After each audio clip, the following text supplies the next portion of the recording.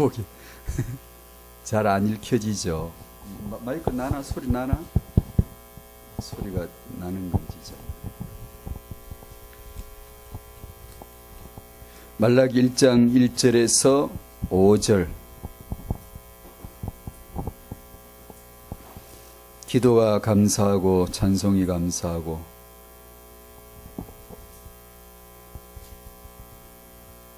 찬송 부르다가 생각이 나는 게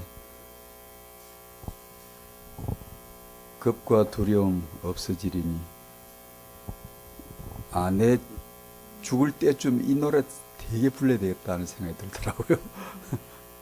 그리고 불러달라고 자꾸 해야 되겠다 싶더라고. 참 감사합니다. 말라기 1장 1절에서 5절 한번 읽어보시죠. 시작. 여호와께서 말라기를 통하여 이스라엘에게 말씀하신 경고라. 여호와께서 이르시되 내가 너희를 사랑하였노라 하나 너희는 이르기를 주께서 어떻게 우리를 사랑하셨나이까 하는도다. 나 여호와가 말하노라. 에스는 야곱의 형이 아니냐.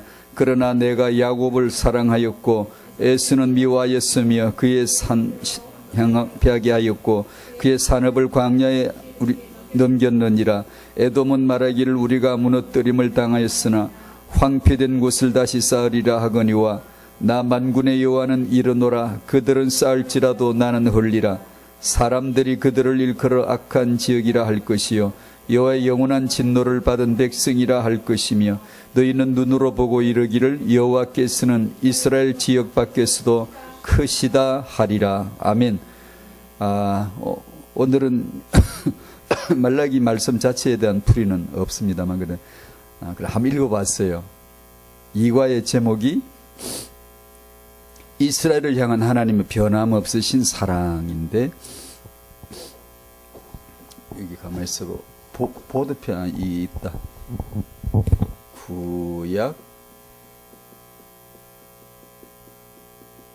구약은 우리가 일반적으로 알죠. 영적으로 일반적이라고 하지만 참 특수하죠. 영적인 비밀이니까. 그리스도가 오실 것이다라는 예언의 말씀이죠. 신약은 아시죠? 그 그리스도가 오셨다라고 하는 성취의 말씀이죠.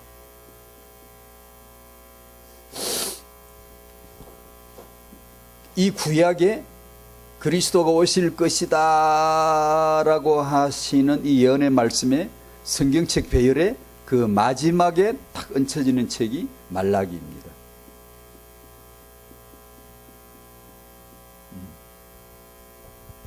없사 바다 위를 걸어오시고 말라기를 볼 때 주님의 발자국 소리 안 들립니까?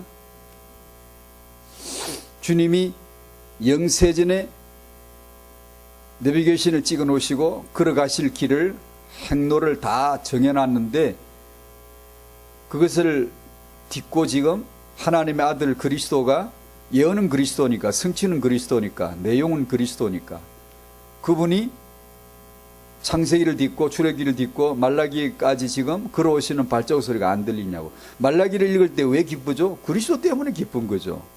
말라기인지 놀래기인지 뭐 그게 무슨 상관이 있겠어요? 나하고 무슨 관계 있겠어요? 아무 관계도 없는 다른 나라 사람이 우리나라는 뭐 위인이 없나요? 훌륭한 분들 이순신 장군도 있다 아닙니까? 근데 뭐 그 나라 말라기는 뭐 때문에 알겠어요? 아무 관계 없어요. 말라기는 선지자라면 참 선지자 그리스도 때문에 있는 선지자예요. 그래서 말라기 선지자예요. 왜요? 그리스도 얘기하려고 하는 거예요. 말라기가 뭐 어떻게 또 별거 없어요. 그런 거요. 그런 거 몰라도 괜찮아요. 그리스도가 걸어오시는 발자국 소리가 들리지 않나요? 바다 위로 걸어오신다고 아까 그 찬송했잖아요. 그 노래할 때 정말 그 마음이 들더라고요. 주님 어느 날 제게 걸어오셨거든요. 이 죄인에게 나다 하고 자기를 보여주시고 계시해 주시고 들려주시고 난데없이 뜻밖의 정말 뜻밖의 내가 한국 땅에 소년 하나가 젊은이 하나가 유대 땅의 목수의 아들 그리스도가 내 인생에 발자국 소리 내면서 걸어오실 줄 누가 알았겠어요. 그러나 저는 생생하게 기억하거든요. 주님이 오셨거든요. 주님이 오시지 않으면 제가 주님 찾을 리가 없고 찾을 수가 있는 대상이 아니죠. 아닌데 그분은 은혜의 발걸음, 긍휼히 여기심의 발자국 소리로 들려주셨어요. 오늘 내 심령에 발자국 소리가 퉁퉁 들려왔어요. 제가 주일날 우리 교회인들에게 얘기했는데 성경 66권과 천지 만물은 하나의 스테레오 음질이 너무나 좋은 오디오 스피커와 같아서, 스테레오와 같아서 성경 66권에서 하늘 땅에서 천지 만물에서 내 영과 혼과 육을 통하여 한 음성이 들려오는데, 완벽한 하모니로, 그 사운드로 그 음성이 들려오는데, 내 영혼 속으로 들려오는데, 예수는 그리스도다라고 하는, 예수는 그리스도다, 예수를 믿으면 구원받는 이 놀라운 말씀 하나를 내 영혼을 둥둥둥 때려서 그 한 음성이 또렷하게, 잡음이 너무 많거든요. 안 들리거든요. 그런데 성령이 역사하면 아무 소리가 안 들리고 다 죽어버리며 예수 그리스도의 음성만, 그분의 발자국 소리만 들려오는데, 내 영혼을 진동시키면서 그 음성이 온 사방 팔방 천지에서 한 음성이 나오는 거예요. 만물은 예수, 천지는 예수, 성경은 예수, 말라기는 예수, 한 음성만 이 오디오는 냅니다. 완전 아름답게 영화롭게. 그런 은혜를 만난 사람은 찬송 부를 때 기름이 흐릅니다. 기름 흐름이 나타나요. 향유처럼 찬송을 정말 한두 번 부르면 영혼이 싹 세척돼 버려요. 미세먼지고 뭐고 세상에 오염이고 뭐고 이런 것이 연약한 모습들이 하나씩 싹 씻겨져 나가요. 근데 성령을 모시지 않고 그분을 만나지 못한 사람은 아무리 불러도 이 찬송은 재미가 없고요, 기름 부음이 없어요. 향유처럼 흘러 넘쳐야 되고, 너무 그냥 쉽게 표현해 재밌어야 되고 기뻐야 되고, 그것이 하나님의 발자국 소리요, 주의 음성이 목소리가 되어야 되거든요. 말라기가 왜 좋으냐? 그리스도가 걸어오신 발자국 소리가 들리잖아요. 말라기 선지자가 그 예언을 하고 있잖아요. 그 메시아가 오실 텐데 그 전에 엘리야가 보냄을 받을 거다. 세례 요한이잖아요. 아니 이런 걸 모르면 모르겠는데, 이걸 알았는데, 구원을 받았는데, 신약의 응답 성취 결론을 받았는데 기쁘지 않겠어요? 너무나 기쁘죠. 마지막 책과 신약과의 연결에 아주 묘미가 있는 겁니다. 그런데 이 연결점에 있어서 중간지대가 중간 시기. 이것이 아시죠? 일반적으로도 400년이나 됐어요. 400년. 우리 성경책은 종이 한두 장 넘기면 되지만 400년이에요 그게. 유대인들은 수천 년이 지나도 아직 그 못 건너와요. 그게 건너가 지는 다리가 아니에요 그게. 언제 건너죠?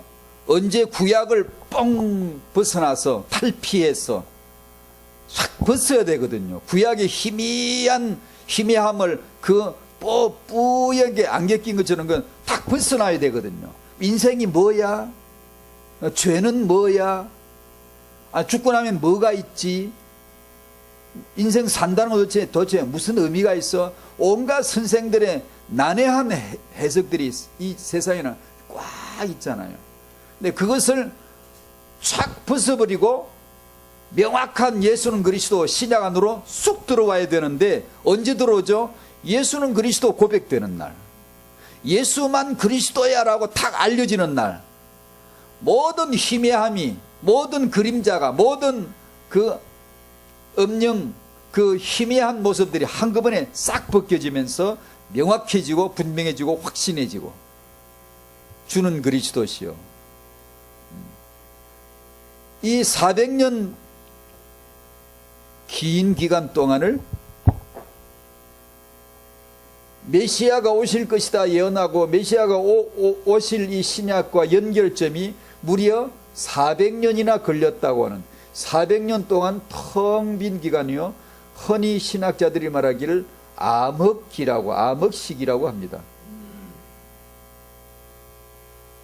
구약 신약을 먼저 얘기 좀 잠깐 해보고, 모르겠어요. 이걸 좀 설명을 좀 해볼까. 어떤 분이 신구약 중간 시기 400년 암흑 시기라면서 풀이를 하면서 구약을 제대로 알지 못하면 신약을 절대 이해할 수 없다. 구약이 나무요 열매라, 신약이 나무요 열매라면 구약은 그 뿌리와 같다라고 얘기를 하더라고요. 제가 아는 거하고 완전히 죄다 거꾸로 얘기됐어요. 구약을 모르면 신약을 정말 모르는 건가요? 저는 구약 모르고 신약 알았는데요. 제 경험이. 저는 구약을 한 번도 본 적 없이 그냥 알았는데요. 거꾸로 보시면 맞습니다. 신약이 오히려 뿌리이고 구약이 나무에 불과해요. 신약이 훨씬 더 먼저 있었던 거고 구약은 훨씬 더 초급 학문입니다. 더 어린아이 초등학문에 불과해요. 이 신약을 알면 구약은 그냥 풀립니다. 구약을 알아도 신약을 모릅니다. 구약을 제대로 알면 신약을 알죠. 제대로 안다는 게 뭐죠? 그리스도를 안다는 건데요. 그리스도가 적중되지 않으면 구약을 아무리 봐도 알 수가 없어요. 아마 그래 이런 생각을 해봅니다. 여러분이 예수가 그리스도라는 이 복음에 가장 먼저 온 충격이라야 되고 잔존하는, 지금도 내 영혼을 때리는 복음이라야 되지, 안 그러면 자기 전공이 앞서요. 아마 아까 제가 말씀드린 그분은 틀림없이 구약학 전공자일 거예요. 내가 전공한 것이 중요하다고 느끼기 때문에 그런 식으로 말을 하는 거예요. 무엇을 전공을 하건 창세기를 전공해 했던 사람이라도 제대로 했으면 1번은 예수 그리스도죠. 예수가 그리스도가 다죠. 예수가 그리스도인 걸 알면 신구약 성경이 휑하게 보려는 게, 신구약 성경 몰라도 괜찮아요. 신구약 성경 손에 한 번도 대본 적도 없어도 괜찮아요. 그냥 길 가다가 내 일 보다가 내 사무실에서 전도자 만나가지고 예수 그리스도 전해 듣고 마음에 믿어지면 그 자리에서 바로 언약이 들어와 심겨버려요. 바로 알아요. 예수를 만난다, 그분의 목소리가 들리면 금방 알아요. 그게요. 그 사람은 성경을 한 번도 만지지도 않아도 다 안다고요. 그리고 나서 만지면 알죠. 아, 그래서 예수가 그리스도구나. 그래서 예수가 그리스도구나. 그렇게 알려지는 것이죠. 그렇게 안 되면 자기 전공이나 자기 전문을 사람들은 앞세우게 돼 있어요. 자기가 가진 것의 장기나 특기를 앞세우게 돼 있다고요. 근데 인간의 그 특기나 실력과 능력을 삽시간에 무색해 만들어 탈색시켜버리는 게 복음이거든요. 세상 위대한 영웅 위인들도 복음 앞에 전부 다 엎드려야 되거든요. 아이고 어찌할 거가 돼야 되거든. 안 그러면 자기 가진 그것으로 감히 복음과 비기려 들거든요. 그래서 그런 말을 하는 것 같아요. 구약을 모르면 신약을 절대 알 수 없다고. 거꾸로 알면 돼. 신약을 모르면, 즉 메시아 그리스도를 모르면 구약을 알 수가 없어요. 증거 유대인. 신약을 안 믿으니까 구약을 들고 있어도 모르잖아요. 지금요. 말라기가 메시아 지금 얘기를 했는데 말라기를 가지고 있는 유대인들이 모르잖아요. 낫을 들고 기역자가 어떻게 생겼지 흔드는 사람들이 유대교인들이거든 지금요. 우리가 보면 그 낫 들고 있잖아. 내 휴대폰 어디 엄마 손에 있잖아. 그와 같은 똑같은 현상이 유대인에게 지금 벌어지고 있어요. 휴대폰을 들고 오면 휴대폰 어디 있지 찾는 거예요 지금. 메시아 오신다 했는데, 메시아 오신다고 그랬는데 맨날 그러고 흔들고 있어요. 창세기를 흔들고 앉아. 우리가 보면 왔는데 벌써 성취됐는데 손에 쥐고 있으면서 몰라, 손에 흔들면서 모르는 거예요. 그래서 인간의 첫 경험이고 온전한 경험이 되어야 돼요. 예수가 그리스도란, 신구약 중간 시대가 왜 400년 동안이나 됐을까? 그냥 잠깐 지나가는 말로 한번 해 놓음직한데요.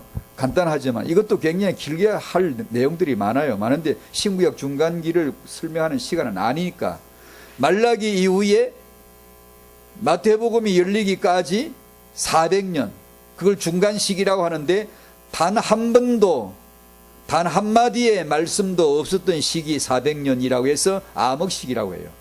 단 한 사람도 선지자가 오지 않았던 시대 400년이라고 해요. 400년 동안이나 40년이 아니에요.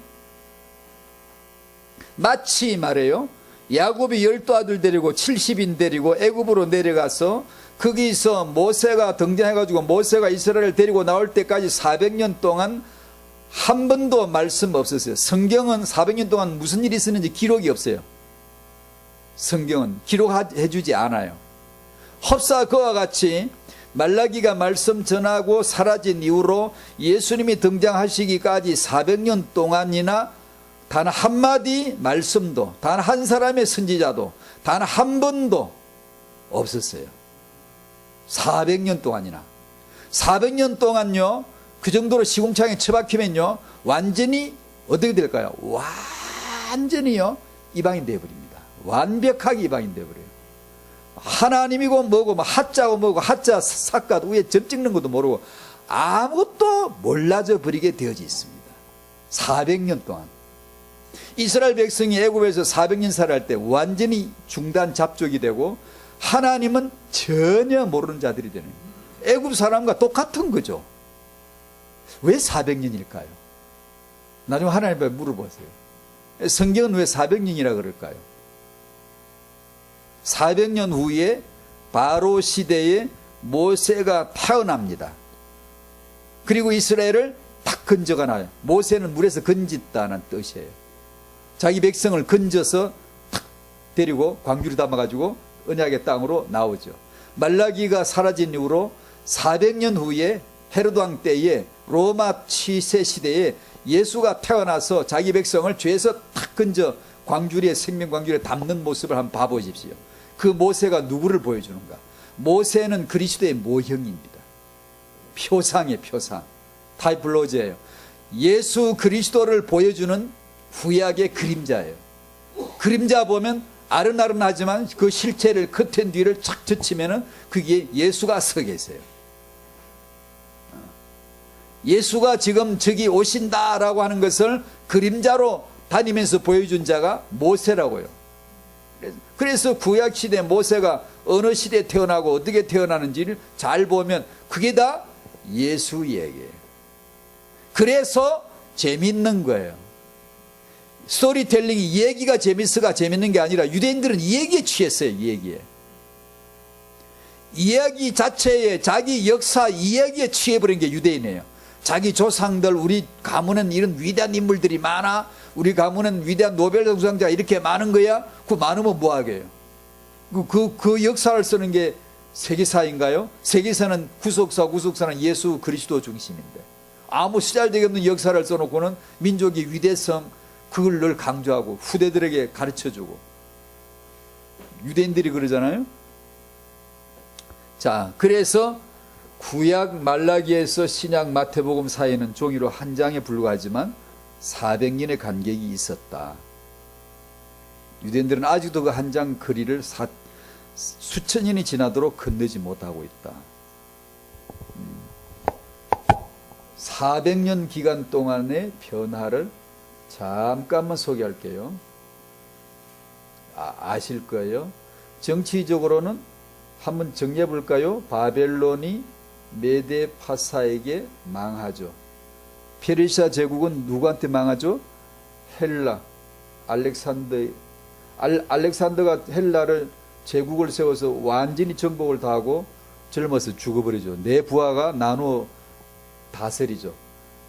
그 다음에 로마가 헬라를 집어먹고 로마 시대가 착 펼쳐지죠. 그 로마 속국이 된 유대 땅에 아기 예수가 태어나시는 이야기가 마태복음에 쭉 연결되죠. 근데 이런 변화가 언제 있었죠? 400년. 신구약 400년 동안에 메시아가 오실 수 있는 무대가 그러니까 역사적으로 아무 말씀도 없어, 빛도 없어, 예언도 없어, 선지자도 없어. 도대체 어떻게 살라는 거야? 백성들은 길을 잃어버린 거죠. 선지자가 와서 하나님의 말씀이다 라고 하면서 가르쳐야 되는데 아무것도 없으니 뭘 어떻게 하라는 얘기예요. 시궁창에 빠지고 자빠지고 엎어지고 그냥 뭐 죄짓고 그냥 막 엉망진창 그냥 개판이지. 우리 속된 말로 개판이 돼 완벽하게 개판됐어요. 이런 상태 깜깜함이 더 깜깜해. 더 깜깜해. 흑색도 다 틀리거든요. 똑같이 흑색이라도 농도가 다르거든요. 완벽하게 잃어버리고 방황하고 헤맬 때, 그때 샛별이 둥 떠 나타나면서 그 어두움을 비추면서 세상의 빛 대신 예수 그리스도가 등장하기 시작하는 거예요. 주인공이니까. 주인공이 나타나려면 무대를 완벽하게 주인공 위주로 만들어 놓잖아요. 그렇죠, 그죠? 딱 그 역사의 거예요. 하나님은 자기 일을 위해서, 자기 역사를 위해서 모조리 다 죽여버립니다. 모조리. 그리고 하나님이 사람을 죽였다는 뜻이 아니라 이미 다 죽은 자인데, 이미 하나님을 떠나 죽은 자인데, 죽은 자임을 확실하게 죽은 자이게, 죽은 자답게 만들어버립니다. 엉망진창으로 완벽하게 타락 속에 아무것도 없이 그 사이에 하나님의 아들 예수가 오실 수 있는 로마 시대를 착 깔아놓고, 종교적으로는 뭐 잘 알죠. 구약 시대에는 한마디도 없었던 바리새인, 구약의 율법 말씀에 한마디도 안 나오잖아요. 바리새인요. 신약의 열면 뜻밖의 바리새인이란 작자들이 등장을 해요. 어디서 나왔지? 400년 중간 시기, 혼란기에 혼란의 이름을 가지고 나온 혼란의 아들들, 어둠의 아들들, 깜깜한 종교 조직들, 교권주의자들, 복음, 예수, 말씀은 하나도 모르고 없는 자들이 종교의 수장이 되어서, 지도자가 되어서, 교권주의자가 되어서 종교를 지배하는 자리에 딱 앉아있네. 그 바리새인 또 하나, 사두개인 또 하나, 에세네파라 하는데, 바리새인들은 경건주의고 사두개인들은 세속주의고 에세네파는 극단적 경건주의자라고 보통 그렇게 분류합니다. 이들이 언제 생겼다? 신구약 중간 시기 생겼다. 예수님이 등장하시자마자 이들이 기득권 세력, 유대 땅의 지배권을 딱 가지고 종교 조직을 딱 가지고 버티고 있었지요. 예수님이 등장하셨을 적에. 자, 그래서 이들과 예수님과의 관계, 결국 나중에 진짜 갈고리에서 번개가 타타탕 튀는 거죠. 그런 종교적 배경을 신구약 중간기 400년 안에 쫙 만들어진 거예요. 그러니까 결국은 암흑 시기다, 텅 빈 시기다라고 말하지만 복음적으로 보면 꽉 찬 시기이고, 하나 어둠 속에 하나님의 손이 움직였고, 메시아 예수 그리스도가 오실 수 있는 완벽한 무대 설정이 그때 이루어진 것이다. 복음 준비한 거죠. 예수 오실 준비된 거죠. 그렇죠. 암흑 시기라고 하는 것은 빛의 시기와 사실상 동전양면 같은 거예요. 제가 늘 말씀드린 고멜과 호세아, 고멜임을 발견하는 순간 바로 그 자리가 호세아예요. 아, 말라기 이 신구약 중간 시기가 완전히 암흑이구나. 그 말은 바로 빛이에요. 바로 거기 빛이 있어요. 예수 그리스도가 등장하실 타임이 지금 오고 있거든요. 그래서 어두운 거예요. 역사는 우연의 산물이 아니요 하나님의 주권적입니다. 하나님의 주권 다스리는 뭐예요? 기준이 예수, 내용이 예수, 결론이 예수. 예수가 그리스도 되실 수 있도록만 하나님 역사를 조장하세요. 만들어 가세요. 왜 하나님 그러시나요? 말할 필요가 없이 우리는 은혜 받은 자는, 예수를 통하여 은혜 받은 자는 하나님을 찬양하죠. 그 능수능란하신 그 권능의 하나님을 찬양하죠. 하나님이 하셨어. 하나님이 다 이루신 거야. 불신자는 왜 꼭 그렇게 해야 합니까? 왜 그렇게 지 맘대로 합니까? 우리는 그렇게 안중에도 없나요? 하나님 당신 마음대로 그렇게 마음대로 해 잡수셔도 되는 건가요? 불신자는 당연히 그렇게 말해야 되죠. 당연히. 인본이니까. 인격과 인간의 중요성, 소중함을 하나님은 하나도 안 봐주는 것처럼 느껴지는 거니까. 왜냐하면 하나님 말씀 앞에 서면 내 마음대로 못하거든요. 주권자가 내가 아니라 하나님이에요. 인본은 주권자가 나이기 때문에 내가 알아서 하면 될 거 아니에요. 나보고 하라 그러면 잘할 수 있는데 자꾸 시키면 더 하기 싫어요. 인간의 교만함이, 거만함이 우리 보고 칭찬하면서 야 잘한다 인간들이 참 훌륭해, 대단해, 능력이 대단해, 달나라까지 갔다 오고 별나라까지 가려고 꿈도 꾸고 우주 여행을 하고 대단해, 잘한다, 한번 잘해봐라 이러면 신이 나서 더 잘할 텐데 하나님이 딱 등장하면 전부 다 죽어야 돼. 눈 깔아 무릎 꿇고 전부 다 아무것도 안 해. 인간은 아무것도 안 해. 그러니까 기분이 나쁜 거죠. 그래서 안 믿는 사람은 더 안 믿습니다. 그래서 팍 깨어져서 믿어진 사람은 이제 이해합니다. 이해를 해요. 나에게 주권자가 계심이 내가 복이라는 것을 이해를 합니다. 내 영혼엔 목자가 계셔야 돼. 그래서 신약으로 연결 다리가 되는 말라기를 유심히 한번 1, 2, 3, 4장밖에 안 돼요. 종이 한두 장 넘기면 없어요. 이 짧은 책 속에서 하나님은 그리스도를 말씀합니다. 아니, 자기가 걸어오는 발자국 소리를 들려주는 거예요. 곧 마태복음에서 드디어 등장하실 그분이 지금은 휘장 뒤에서 소리만 들리는 거예요. 뚜벅뚜벅 나다 하면서 지금 그러고 계신 그 마지막 책이 말라기다라고 할 때 참 왠지 모르게 기쁘죠. 태영아 메시지 근본 죄에 대하여 근본 축복 후대. 우리는 이걸 지금 렘넌트라고 부르고 있다. 이것을 오늘 좀 정리를 하겠습니다. 하람이가 오다가 또 안 보이네. 그래도 안 보이더라도 늘 축복은 합니다. 자, 1번 근본 문제 1. 나의 문제는 창세기 3장. 아멘. 은혜입니다. 은혜. 아니면 우리는 지금까지 나의 문제가 이건 줄 모르고 흩다리를 계속 짚을 거 아니야. 이게 문제, 저게 문제. 은혜를 받는 순간 싹 정리시켜버립니다. 너에게 문제는 창세기 3장이야. 하나님을 떠난 거지. 하나님을 떠났다는 뭐예요? 너 중심이잖아. 너 중심 하나님 떠났단 말이 뭐지? 너가 거짓 하나님 노릇을 지금 하고 살고 있지 않니? 너 지금 매일의 삶은 하나님 노릇을 하고 있는 거 아니니? 예전에 창세기 3장에서 하나님이 됐다는 게 아니라 지금 그렇게 살고 있지 않니? 거짓 하나님이 되어서 살고 있기 때문에 사람은 자기가 자기에게 사기쳐먹고 자기가 자기에게 거짓말을 하고 있고, 그래서 사람은 자기 말을 믿으면 반드시 지옥 갑니다. 자기 말을 깨트릴 날이 와야 돼요. 내가 그리스도와 함께 십자가에 깨트려질 날이 와야 돼요. 그걸 십자가의 복음이라고 합니다. 내가 내 말을 믿어주면 반드시 멸망합니다. 그건 뉴에이지 메시지예요. 네 속에 답이 있어. 너는 위대한 답을 가지고 있어. 그 뉴에이지 메시지 핵심이 그거거든요. 사람은 하나님을 떠난 상태로 살고 있기 때문에 자기에게 자기가 사기치고 자기가 자기의 거짓말을 하거든요. 근데 그 말을 믿거든요. 내가 나를 믿지 누굴 믿어요? 내가 남을 비난할 때 나를 믿으니까 비난하는 거잖아요. 내 생각이 옳아. 내 기준이 맞는 건데 그럼 너는 왜 그렇게 하는 거야? 그거잖아요. 어느 날 그게 아니야, 이것도 그것도 아니야, 그리스도야 라는 답이 내게 딱 불기둥처럼 세워져야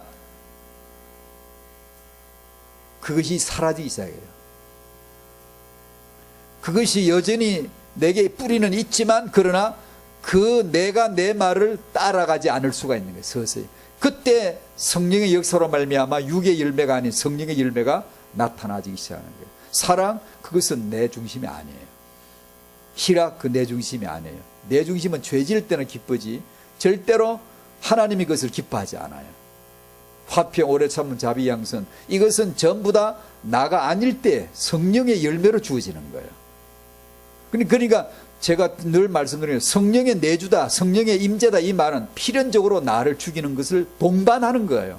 그래야 성령의 열매가 맺어지지. 내 열매도 있고 성령 열매도 있고 그런 건 없어요. 하나는 죽어야 돼요. 성령을 죽여 소멸시켜버리든가 아니면 내 육체가 소멸되어 죽어나가든가 반드시 둘 중 하나 죽어야 돼요. 양립될 수는 없어요. 그러나 우리 삶은 끝없이 양립을 추구해요. 나 살려놓고 예수 도움을 받으면 어째?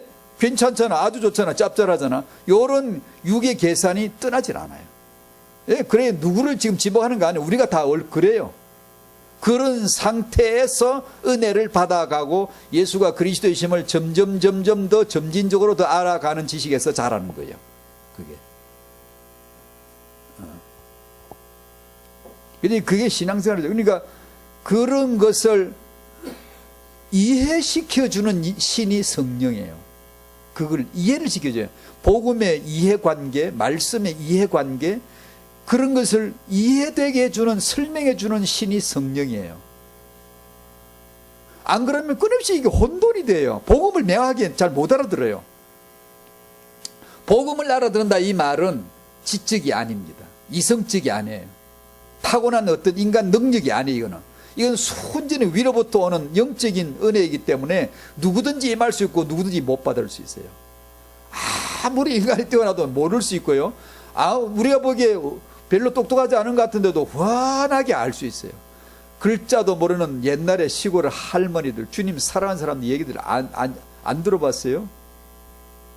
목사님보다 목사인 저보다 훨씬 나을 수 있어요. 낫다마다요.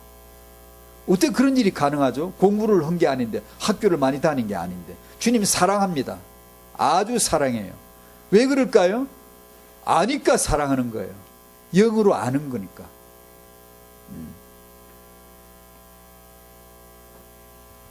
해답은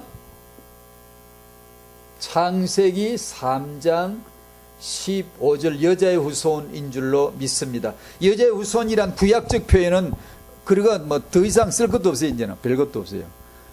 너무나 명확하게 베일을 싹 벗겨버리고 묵은 때를 싹 샤워해서 지워버리고 선명 명확 분명하게 나온 신약의 고백, 예수는 그리스도.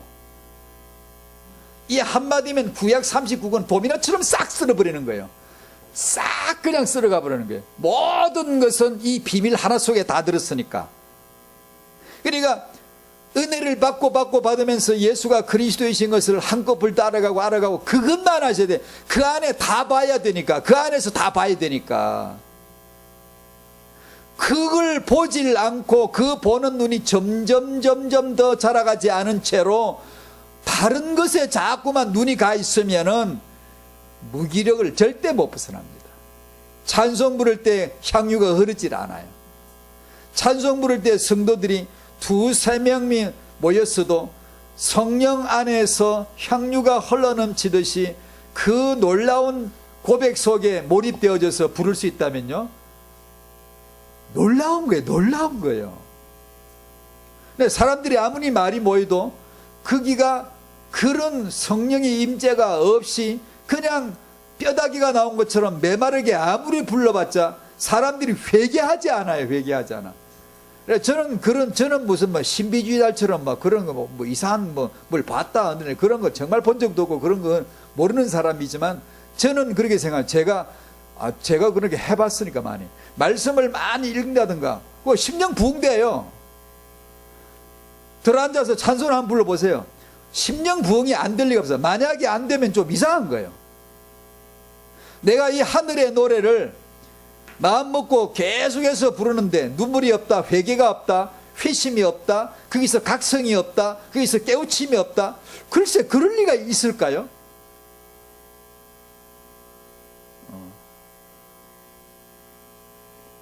그러니까 은혜의 방편은 너무 많잖아요.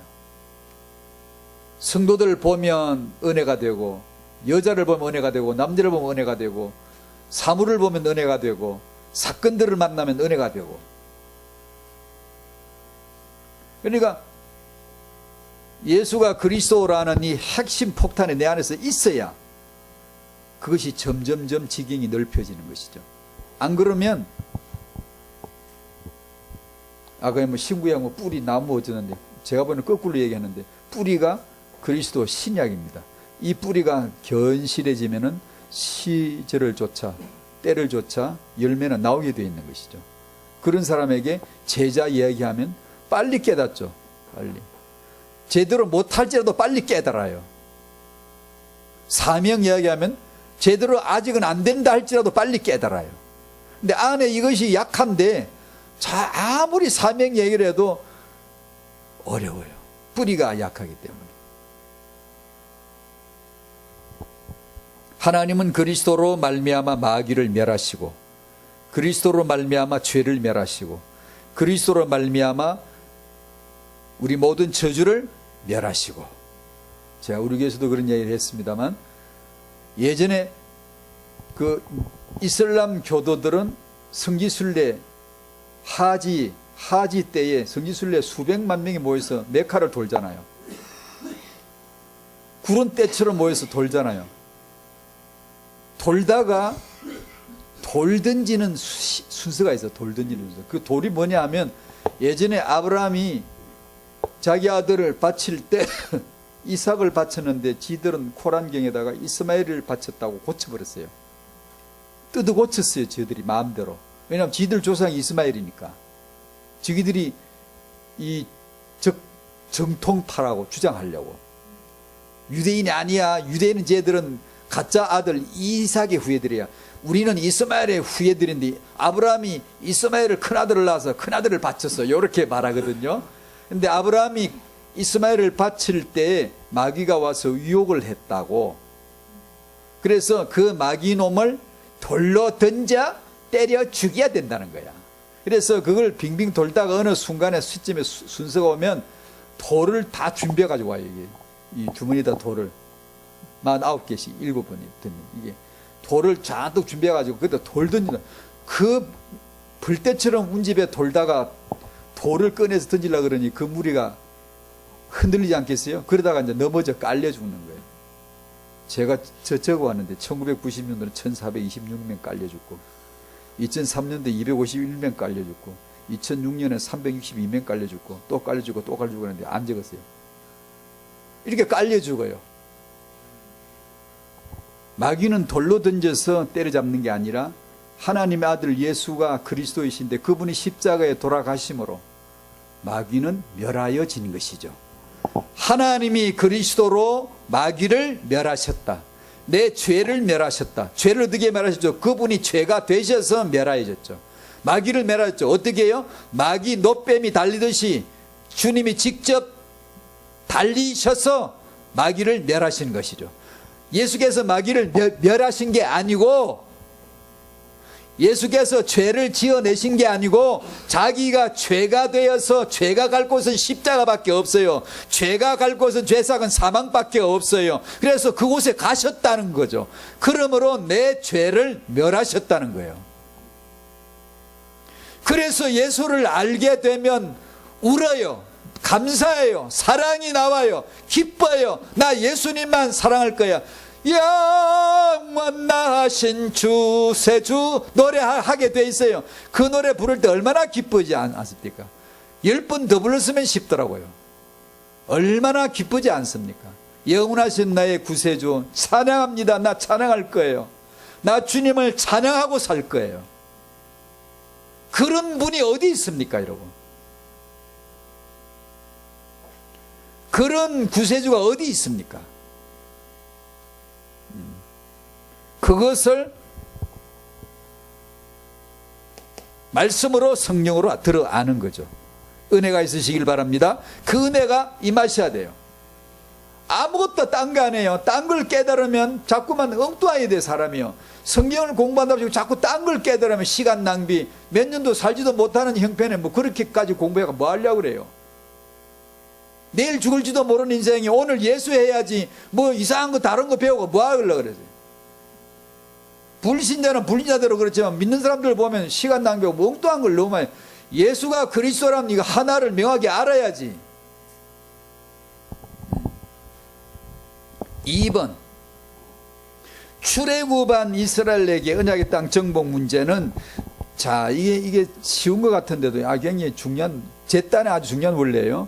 출애굽한 이스라엘은 어디로 가야 돼요? 언약의 땅, 가나안 땅으로 가기 위해서 출애굽했잖아요. 그런데 갈 수 있나요? 못 가요. 답이 뭐죠? 출애굽한 이스라엘의 다음 세대, 출광야한 세대들이 시간표예요. RDC 운동의, 렘넌트 운동의 진원지가, 그 핵심이 이런 데서부터 보여져야 돼요. 단지 그냥 생각하기, 우리 계산해도 김정은이도 알아요. 북한의 김정은이도 그제 뉴스 보니까 소년단 방문을 했더라고. 그러니까 사진을 크 찍어가지고 얼레 애들 막 이렇게 딱 모아놓고 축복한다 그러고, 애들 너희들은 위대하다 그러고. 왜냐, 자기 민족의 미래가 이 아이들에게 달렸다는 걸 알기 때문에. 이 아이들을 교육하고 영재를 만들고 아주 훈련을 시키는 것이 자기들 민족을 미래를 위해서 너무나 중요하다는 걸 알기 때문에. 그 정도도, 그 사람은 그런 것 정도는 다 안다고요. 그 사람도 안다고요. 그래서 우리도 미래를 위해서 후대를 키우는 건가요? 아니, 그런 게 아니에요. 그래서 말씀을 봐야 돼요. 말씀 속에서 하나님을 보셔야 돼요. 하나님이 하신 예수 운동, 하나님이 하신 후대 운동, 하나님이 하신 렘넌트 운동을 보셔야 돼요. 교회가 세계복음화 성취를 위한 축복은 이 그림자에서 실체가 나오는 것인데, 구약에서 신약이 나오는 것인데, 세계복음화 성취를 위한 축복은 바로 렘넌트 운동이다. 바로 남은 자 운동이다. 라고. 우리는 이걸 렘넌트 운동으로 지금 규정하고 말하고 있는 거예요. 그 렘넌트란 단어는 유 목사님께서 쓰셨는데 꼭 안 써도 또 어떤 다른 사람이 믿음의 다음 세대라고 해도 되고, 그러나 유 목사님은 렘넌트란 단어를 여기서 이제 찾아내신 거예요. 여기다가 그 언약을 담는 거죠.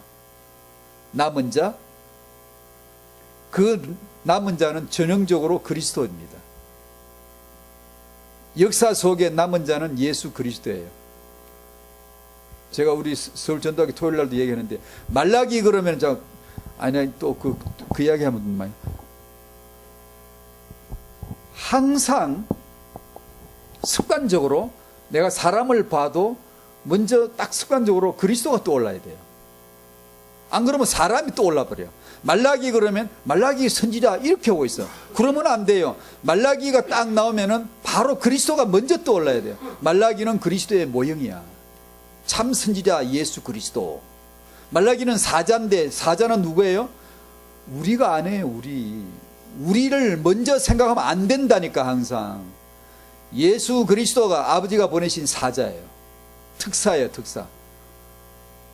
말씀이 육신에 오셨는데 아버지가 보내신 아들이에요. 우리가 아들을 보내 아버지의 독생의 영광이 가득하더라. 은혜와 진리가 가득하더라. 아버지가 보내서 난 왔어. 예수께서 늘 그랬잖아요. 그게 사자입니다. 사자. 여호와의 종 예수, 여호와의 사자 예수. 그리고 그 복음 안에서 우리가 그리스도의 대사가 되는 거예요. 항상 사물을 봐도 그걸 인위적으로, 인간적으로 보지 말고, 그러면 이해 시비를 가려야 돼. 내 기준으로 맞고 그름을 따지려고 그러고 분별하려고 그래요. 내가 판단해야 돼. 또 그러지 말고 항상 먼저 생각을 습관적으로 돌려줘야 돼요. 그리스도가 먼저 그리스도, 너는 먼저 그의 나라를 구하라. 너는 먼저 그의 의를 구하라. 너는 먼저 예수가 되게 하라. 태양이 뜨거들랑 먼저 예수가 보여지고 생각나고, 태양이 덩그런 예수 얼굴처럼 보여야지, 야 해가 뜨는구나 이러지 말고, 산을 보고 예수가 먼저 딱 떠올라야 돼. 구약을 보면 예수가 먼저, 항상 그걸 해줘야 돼요. 왜냐하면 그게 정답이에요. 그 외에는 답이 없어요. 범실론으로 갈 거예요? 불교로 갈 거예요?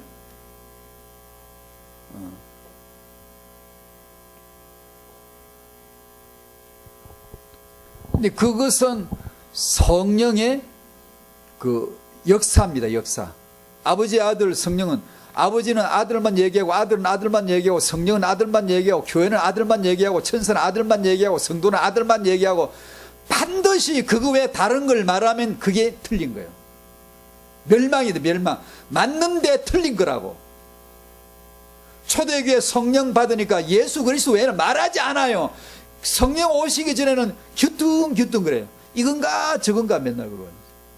예수 부활까지 봤지만 믿음의 확신이 없어요. 흔들흔들 그러잖아요. 오순절 성령이 딱 오시니까 드디어 예수 부활하셨어 라고 딱 나오는 거예요.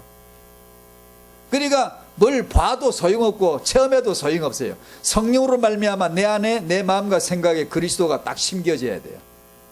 은혜 임하시기를 축복합니다. 이건 내 마음대로도 안 돼. 또 이게 또 한다고 되는 것만도 아니지만 은혜 받으셔야 돼요. 이 은혜를 받으셔야 돼요.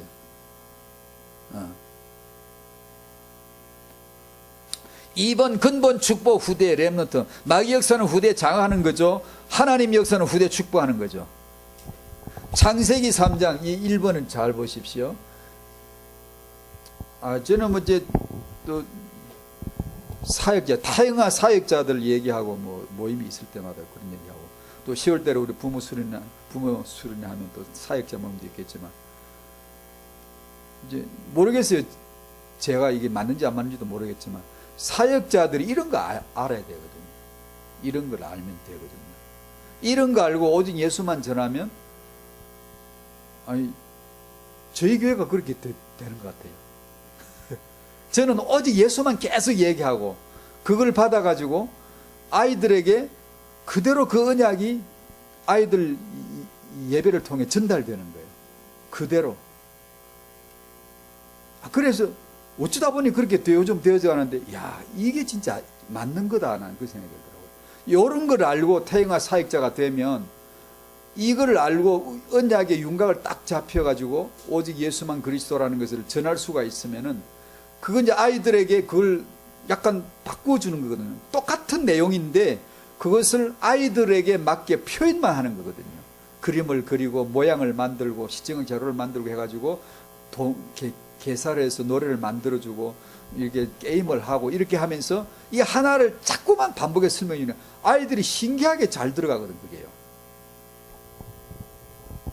이런 내용을 잘 알면 좋겠는데, 창세기 3장 이 근본 문제가 가장 먼저 탁 오염된 거, 탁 치고 들어간 거, 이 바이러스가 가장 치명적으로 확산되는 것이 후대예요. 창세기 3장은 창세기 4장 후대 문제로, 6장이 후대가 쫙 퍼지고 11장이 후대들이 견고하게 서는 거예요. 창세기 3장에 뱀이 딱 나타나서 4장에 가인과 아벨 사건으로 후대들의 사건이 벌어지고, 6장에 결혼 네피림으로 후대들이 쫙 번지고, 이들이 영웅 위인들이 나가 바벨탑 운동을 쫙 하는 거예요. 세상이라고 하는 이 조직을 견고하게 만들어버려요. 예수 안 믿어도 하나도 아쉽지 않게 과학, 문명, 의료, 의술, 예술, 문화 쫙 만들어버려요. 이게. 그게 전부 다 창세기 3장, 6장, 11장은 후대 네트워크이라 얘기해요. 제가 지금 얘기하는 게. 그래서 역설적으로 우리는 후대를 잡아야 된다는 거예요. 렘넌트 운동의 근본이 바로 성도의 후대이다. 성도의 후대를 육아 교육하는 그 근본은 바로 청년 부모, 조부모이고, 이 청부 모조의 이들의 마음과 생각과 삶에 복음이 나타나지는 복음 운동을 해야 됩니다. 만약에 안 그러고 다른 조직과 다른 훈련 운동으로 나가면 천리길을 갔더라도 하나님이 첫걸음으로 확 되돌려 놓아버리고야 말 테니까 틀림없이. 그런데 그걸 왜 모르느냐? 우리는 미래를 안 살아봤거든. 모르거든. 몇 년 못 사는 우리는 모르는 하나님의 정치 역사가 뭐냐 하면, 오직 예수 복음이 아니면 첫걸음자리로 되돌려 버리는 그런 하나님이시. 어떻게 알지? 역사를 보면 알고, 지나온 역사를 보면 아는 거거든요. 아무리 위대한 영웅들이 많이 나와도 하나님이 새파란 젊은이 복음 운동하는 오직 예수 목숨 거는 한 사람을 통하여 복음의 물꼬를 다시 한번 확 틀어버립니다. 아무리 기득권 세력이 별걸 바리새인 사두개인 별게 다 있어도 젊은이 하나 나와가지고 복음의 운동 바로 이렇게 나가는 거예요. 그분이 예수십니다. 예수. 역사가 딱 그래요. 그리고 나서 이 운동이 또 조직화 되어지고 인본화 되어지면서 쫙 퍼지면 하나님 어느 날 그 간단히 정리합니다. 어떻게? 죽을 놈 하나, 전도자는 순교자거든요. 이단이 반드시 누명 씌워지거든요. 안 씌워질 리가 없죠. 이 세상, 이 교권주의자들 앞에 가장 허감 친구약 중간기 사병이 동안에 뭐가요? 어둠의 직분들, 조직들, 종교 체계들이 쫙, 참 말씀을 한마디라도 해줄 수 있는 선지자가 단 한 사람도 오지 않았어요. 그럴 때 종교는 흥황하고 흥황했어요. 유대교가 얼마나 자리 잡고 강성해졌습니까? 어느 시대나 그러거든요. 어느 시대나. 그런 가운데 오직 예수만이 그리스도다라고 하고 나오면은 반드시 죽이죠. 이건 어떻게 이해를 해야 되는지 모르겠네. 우리는 거의 대부분 얘기 잘 이해 안 돼요. 우리는 거의 다 주류층에 속해요. 기득권층이 이미 속해하기 때문에 잘 안 들려요. 왜냐하면 내 쪽에 들릴 말만 들리지 잘 안 들려요. 이게. 그리고 자꾸 이런 소리 하면 미움받아요.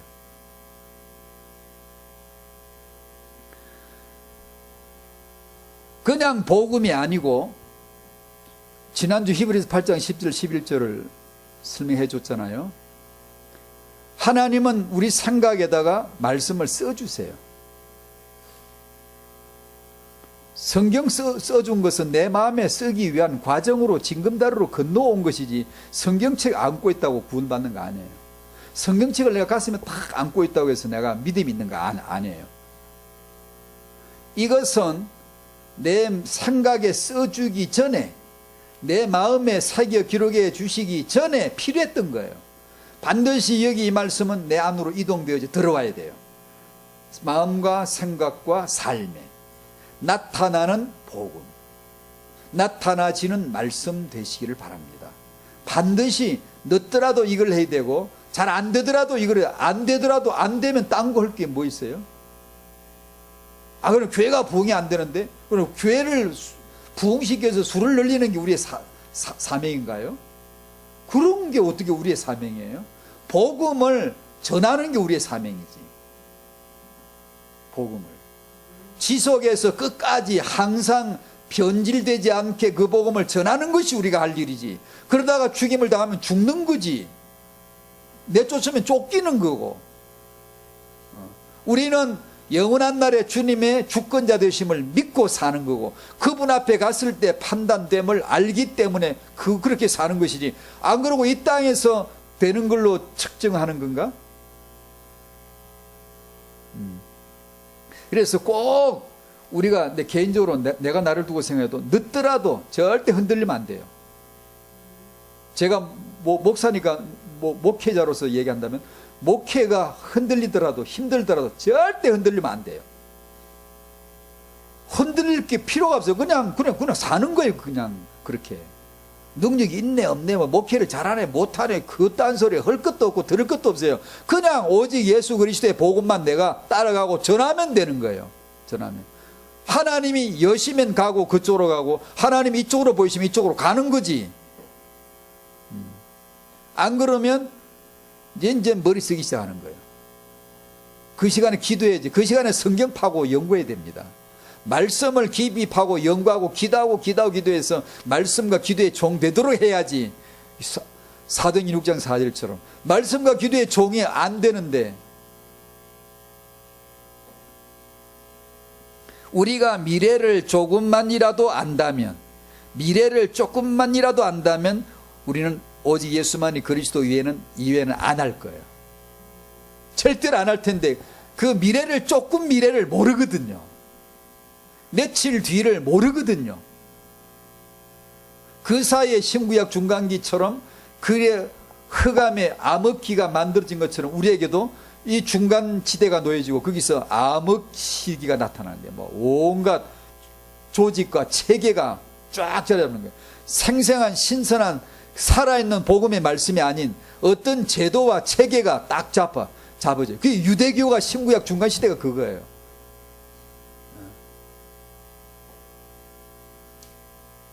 자, 이제 그 나머지는 육아는 이제 우리 육아하는 분들에게, 육아를 배우는 성도, 배우면서 자기 혁신, 세상말로 벤치마킹이 되는, 배우면서 혁신되고 배우면서 알아가고, 지성을 멀리하지 말고 상식을 밀어내지 말고 자꾸만 배우면서 모든 것에서 배우고, 로마서 8장 28절 11장 36절 모든 것은 예수 그리스도를 설명해 주는 거니까. 그러니까 참 이 은혜가 고마운 게 뭐냐 하면, 그냥 부딪히면 다 예수 그리스도로 교육을 시켜주니까 너무 좋잖아요. 너무. 왼수를 만나도 그 왼수가 아니라 예수가 그리스도야, 그게. 그죠? 그러니 얼마나 이게 좋냐고. 죽을 때도 이 신앙으로 죽어야 되거든요. 죽음이 뭐죠? 예수는 그리스도. 그 이상 의미가 아니거든요. 그런데 그 이상 다른 걸로 해석을 내리기 시작하면 이제 이거 이제 막 흔들리고 두렵고 이제 막 방황하고 이제 막 오만 개 이제 나오기 시작하는 거예요.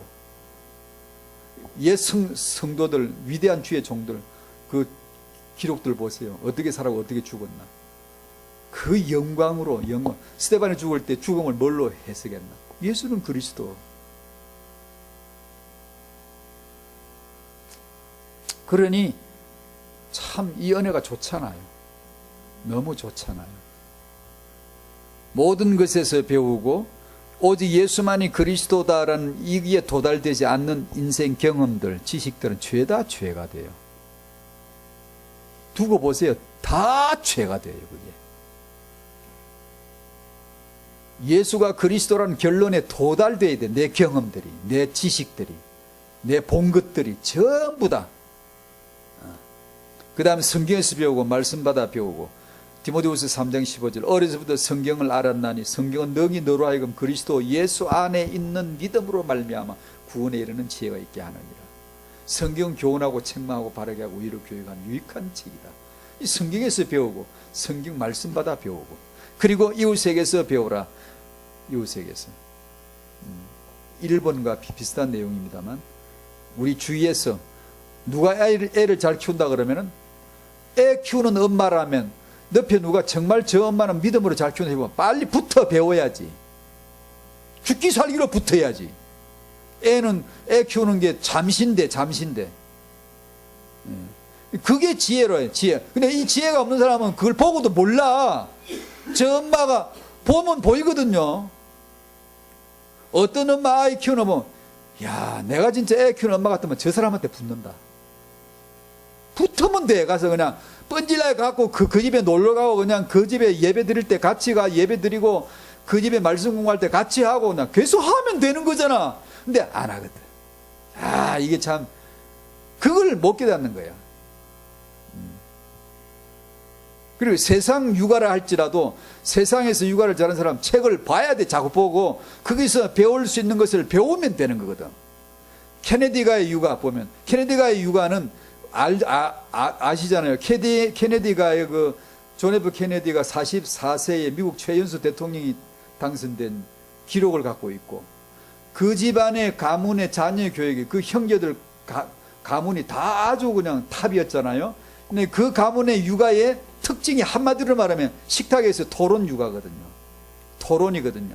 식탁에 앉아서 온 식구가 그날 신문을 딱 꺼내놓고 시사면을 펴놓고는 그 주제를 가지고 끊임없이 토론을 할 정도로 수준이 있었던 거죠. 대화가 된다 이거예요. 어릴 때부터 그런 대화를 계속 자기 의사를 발표하고 주장하기도 하고 들어주기도 하고 이렇게 하면서 토론식 육아 가운데서 이 사람들의 어떤 그 정치적인 감각, 사인으로서의 어떤 성공지 기질 이런 것들이 아주 그러니까 닉슨과의 그 대통령 출마했을 적에 TV 나와서 그 토론하는 게 있잖아요. 상대를 완전히 압도했거든요. 그러니까 표가 그냥 몰표가 몰려서 이 젊은이가 대통령이 돼버렸잖아요. 예를 들면 그런 걸 통해 배우되 이 가문의 한계는 뭐냐면 성경을 무시하는 가문이에요. 천주교인인데 성경을 안 믿어. 성경 공교육을 학교에서 공교육을 치워낸 사람이 케네디거든요. 그러니까 그런 약점, 한계, 정치인으로서의 몰락하는 장면들이 계속해서 이어졌죠. 그러니까 배울 것이 있고 또 세상적인 한계도 있고 이런 것을 배우면서 자기 혁신이 되고 영적 자기 벤치마킹이 되고 세상 불신자 육아한 거 보면 배울 거 많거든요. 그러나 그들의 한계는 인본이라 철저하게 인본. 그걸 잘못 배우면은 그걸 볼수록 말씀이 희미해져 가버려요. 내가 오직 예수다라고 하는 이것이 자꾸 희미해져가요. 아주 참 무섭죠. 그게 또 그런 어려움이 있긴 해요. 하지만 이걸 어떻게 이걸 일률적으로 적용이 안 되더라고. 예를 들어 제가 우리 이제 엄마들을 보면 어떤 엄마한테는 이게 가능한 엄마가 있어요. 뭐든 던져도 될 엄마가 있어. 뭐 이런 책 저런 책 상관없고 뭐든지 이렇게 앞에다 펼쳐놔도 자기가 알아서 인도를 받는 사람 수준이 있는가 하면 어떤 사람은 위험한 사람이 있어요. 그래서 이게 함부로 말 못해요. 그냥 메시지로 대충 지나가고 응답받을 사람은 거기서 탁 자기 응답을 받는 거예요. 너무 막 사람에게 다 짜 맞춰가지고 이거 하시오 이렇게 하는 게 좋지가 않아요. 말씀을 촥 뿌려놓고 알아서 탁 뽑아가는 사람이 있어요. 그 사람 뽑아가면 되고 모르는 사람 모르는 게 나아요. 낫지 어중간하게 너무 무리하게 적용하다 보면 또 이상한 형태가 또 나와요. 그렇더라고요. 자마의 사역을 보니까요. 어떤 엄마는 분명히 그런 수준이 있어요. 자기가 기도하면서 인도를 딱 받더라, 정하게. 근데 내가 그런 엄마 보고 속으로 이러죠. 야, 이런 사람은 뭐 말해 줄 것도 없어요. 그냥 말씀 몇 마디 툭 던지고 중요한 기준 몇 마디 툭 던지면요, 짝짝 그대로 알아들어요. 알아듣고 기도하면서 자기 할 말을 딱 하는데 놀라운 얘기를 하는 거죠. 내가 배워야 될 내용이 딱딱 나오는 거예요. 그게 성령의 교제예요. 제가 목사라고 해서 항상 가르칠 수 있나요? 아니에요. 그 사람 말을 들으면요, 아차 그렇구나 라는 것이 탁탁탁 나와요. 그러면 내가 배우고 또 내가 얘기해주고, 이것이 성령의 교제예요. 그런 수준이 있어요. 어떤 엄마는요. 아, 참 이게 타인과 사역자다, 이런 사람은. 자, 여기서 기도하시죠. 기도하시면서 이 근본 복음이 내 안에 마음과 생각의 삶에 나타나게 해주십시오. 둘째로 후대들이 이 축복을 받아 양육되게 해주시고, 하람이가, 우리 전도학교에서는 하람이가 유일하게 아이로서 오는 아이인데, 그래서 생각이 늘 나는데, 여기 없지만 축복해 주시고, 이 아이가 이 복음이 전달될 수 있도록, 이 양육으로 자랄 수 있도록 해 주십시오. 꼭 한번 그렇게 기도해 주시기를 바랍니다. 다 같이 기도하시죠. 감사합니다, 하나님 아버지.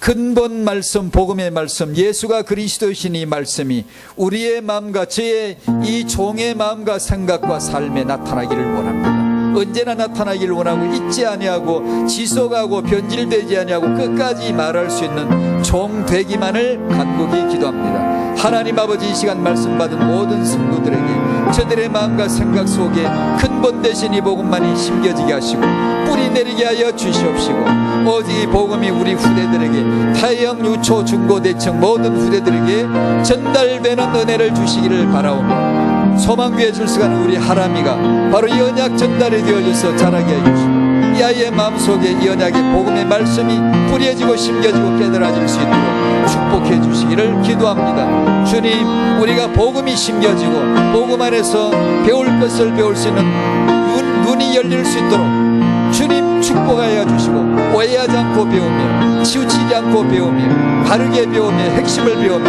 말씀 속에 예수가 그리스도이신만을, 만물 속에서 예수가 그리스도이신만을 배워갈 수 있는 그런 배울 수 있는 성도의 수준이 되도록 은혜 내려 주시옵소서. 하나님이 함께하여 주시기를 바랍니다.